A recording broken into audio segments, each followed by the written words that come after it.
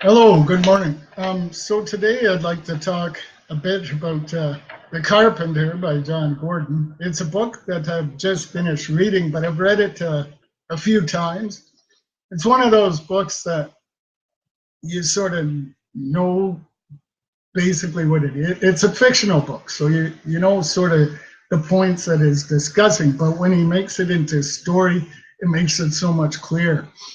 And I think that's why just the way he does his stories are so powerful because the lessons are things that you sort of know anyway, but the way he presents it, they stick in your head. Okay. So John Gordon writes is a motivational speaker and he writes a lot of positive books, but he wasn't always that way. In the beginning, when he was in his 20s, it was said that he had a bright future, he was going places, but then all of a sudden he started things started falling apart for him.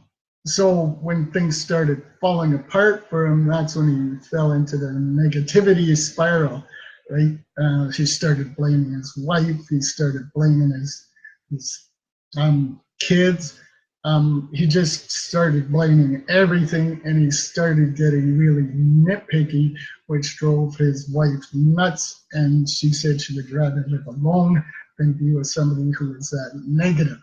So that was the turning point in his life where he decided he better do something about this or he was going to lose his family. So that's when he started writing these positive books, right? So the first one I have read was A Positive Dog, which was about dogs. Um, like all his books, this one had a message and it was a short read. So in The Carpenter, the book again is a very short read, and a lot of the things he discusses are stuff that if you're into motivation, you'll know them anyway. But when he writes it in such a way that it just ingrains it, right? And that's why stories are so powerful, right? Because you basically know this stuff, but when it comes from somebody who adds emotion and they tell it, it sticks with you long. So anyway, about the book is basically Michael is trying to start a business. So it's just starting it off, and he's really tense. He's working all these hours and he's trying to get this business going, right? So he's out for a jog and he collapses, and then he winds up in the hospital. So in the hospital, his wife, he finally wakes up. His wife tells him, you know, this guy had saved you, like you collapsed, hit your head, and he took off his shirt and used it to stop the bleeding and called the ambulance. And he left this card. The card, all it said on the card, written in black, bold ink, was Carpenter and a phone number. Michael thought, Michael running a business said, well, this is a joke, right? Who leaves a card like this? There's no name, there's nothing, right? At any rate, the doctor comes along and says, you're very lucky that it's not a heart attack. And he says, a heart attack? I'm too young for a heart attack. And the doctor proceeds to tell him, no, you're not. But you're very stressed out. You need to take a couple of weeks off work, right? Or it's going to be more severe. So take that time off work, okay?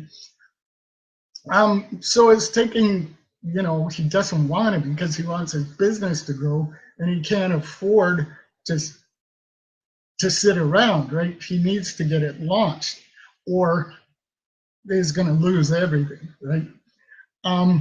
But at any rate, his wife says, you know what? I can handle this. You rest and I'll deal with it, okay? So much as he doesn't want to deal with it, he leaves it in his wife's hand and he decides to call the carpenter. So he phones the phone number and he gets a voicemail, right? He gets a message and it says, "Hello, this is Jay. Um, I'm working right now, but you can leave me a message and I'll get back to you after I'm done at the end of the day, or you can visit me at such and such an address during my lunch hour."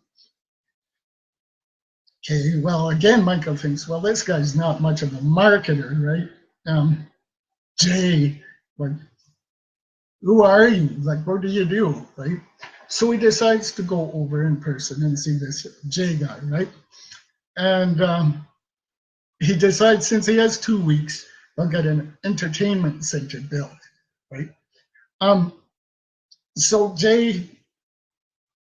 comes over. Jay comes over, and they start with the entertainment center, right?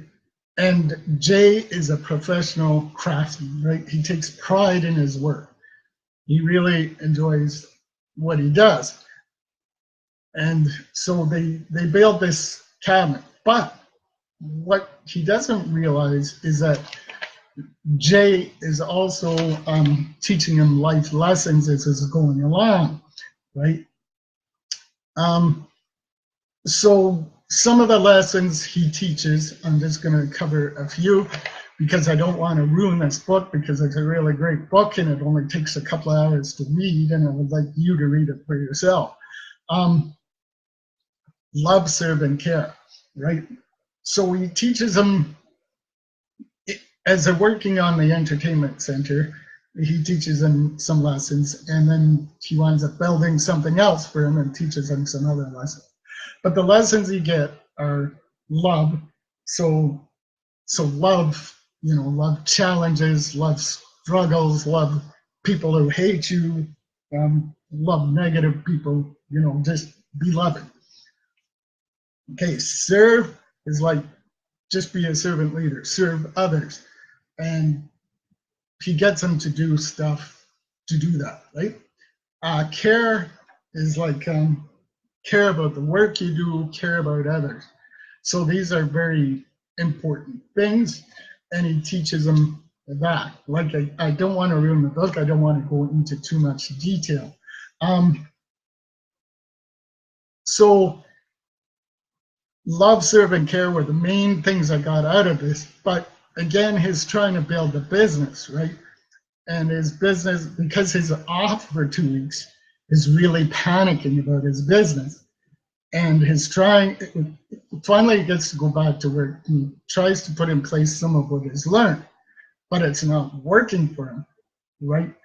And then he learns another lesson, like it takes time, right? You can't just go out and expect to get results right away, right? It takes time to build up trust of people. It takes time to build up a clientele. It's not like you can go out and it happens overnight, right? But it's more in depth than that. I'm just covering the basics because, again, I want you to read the book. So the very last things is to build up others. So the four main points are love, serve, care, and build up others. Okay.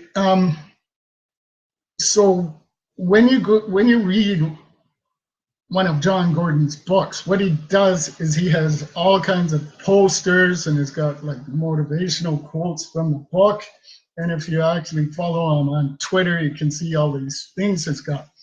So if you go to carpenter11.com, carpenter11.com, you'll see some of the posters that are from this book that you can use. There's all kinds of things that you can use right there. I really enjoy reading John Gordon's books because, yes, they are fictional, but they cover a lot of self-development topics, right?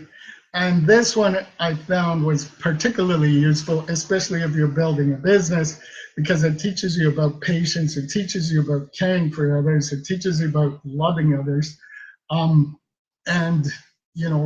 things take time. They don't come to you right away.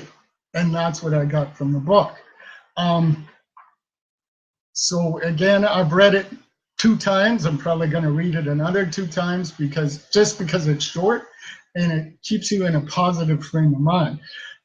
Again, I encourage you to, even if you don't read it, just go to carpenter11.com and look at the posters or something, or print them off and stick them over your desk. Right over my desk, I have all kinds of motivational. So I'm hoping that if you see these and read this book, it'll make a positive impact on your life. That's why I'm talking about this book.